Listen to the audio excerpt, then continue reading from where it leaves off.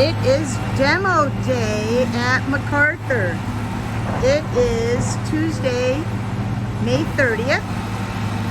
Students, you will recognize this area as what was your temporary playground this past school year. And they are demoing.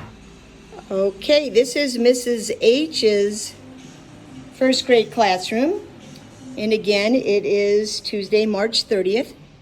And it is demo day, so you can see all the cabinets have been demoed.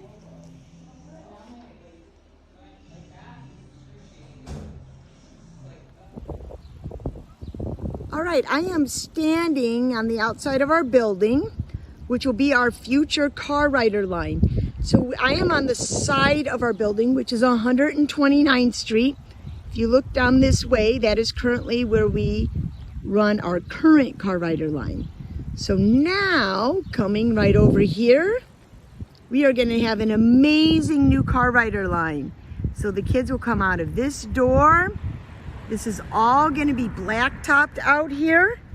And we'll have like a nice circular area for the cars to drop off and pick up their students. So we're pretty excited about that. So the start of next school year, we'll have a new car rider line. Closer to the start of the school year, we'll give specific directions on how the traffic is going to flow.